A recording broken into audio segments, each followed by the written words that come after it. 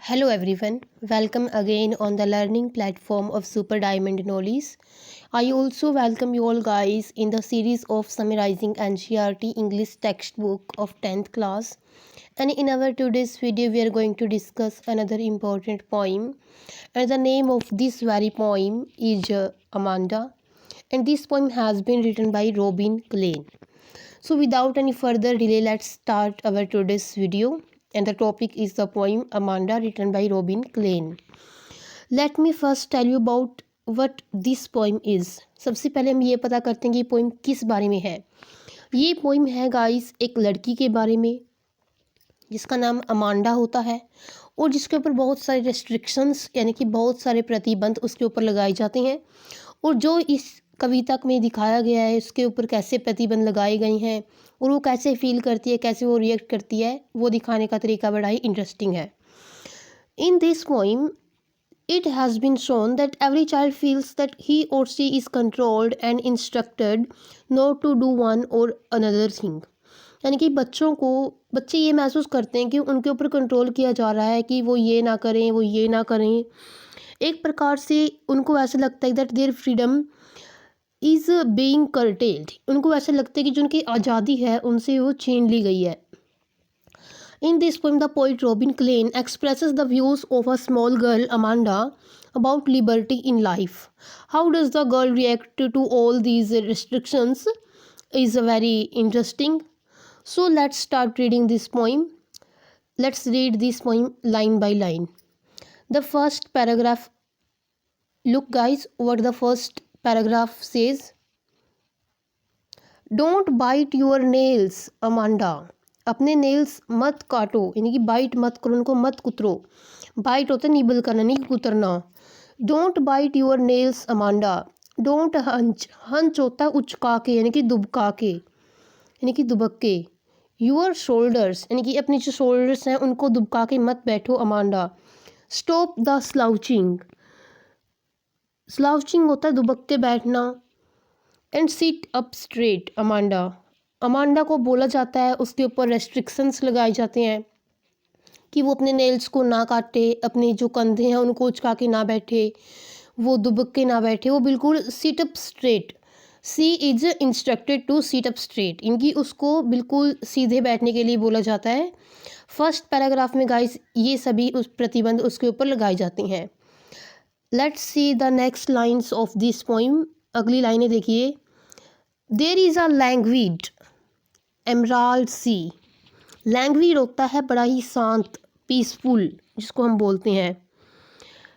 Emerald सी यानी कि वहाँ पर शांत और हरा सागर है.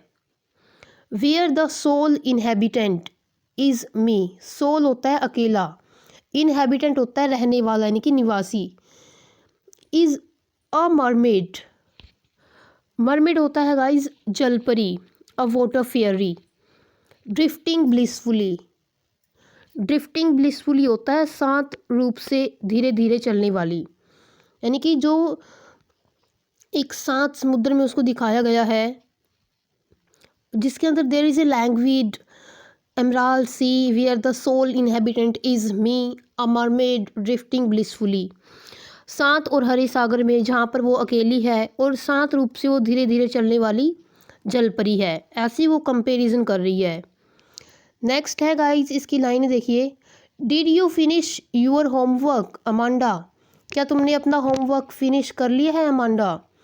Did you teddy your room. क्या तुमने अपना जो रूम है, टेडी यानी कि क्लीन करना, यानी कि तुमने अपना रूम साफ़ कर लिया है अमांडा.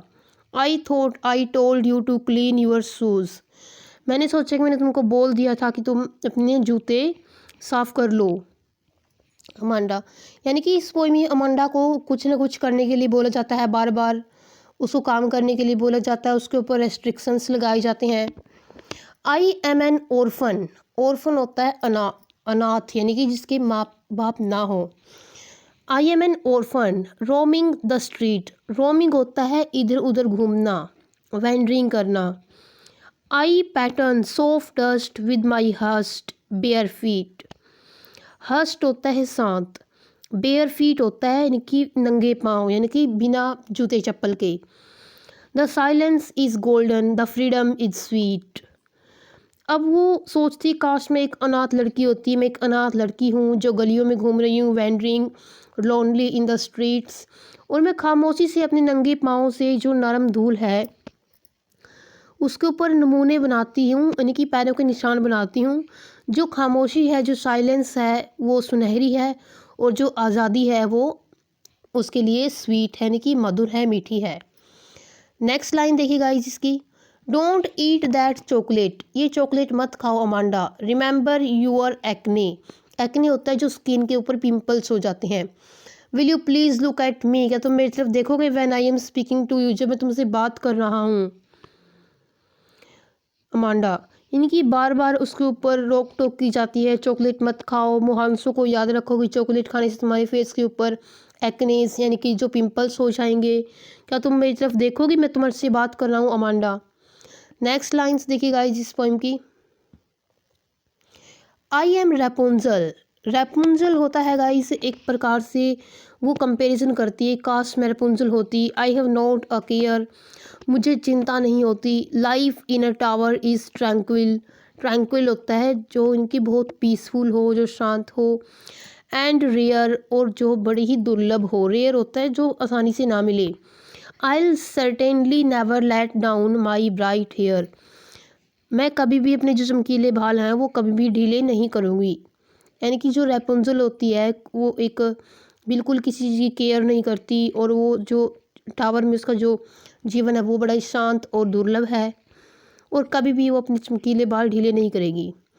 नेक्स्ट है guys final stanza of this poem, stop that sulking at once, sulking होता है चिड़चिड़ा होना, गेटिंग बैड टेम्पर्ड यानी कि गुस्सा हो जाना किसी बात पर, you are always so moody, तुम हमेशा से ही मूडी रही हो अमांडा, मूडी होते हैं कि जो अपने ही मन से अपनी मर्जी से कोई भी काम करे।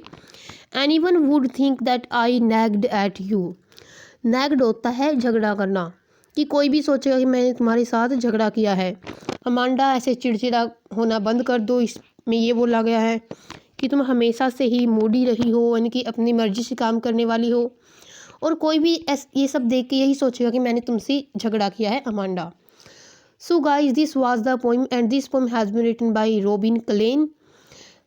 I hope guys that I have explained this poem very well, and still if you have any doubt, any query regarding this poem, you can comment me.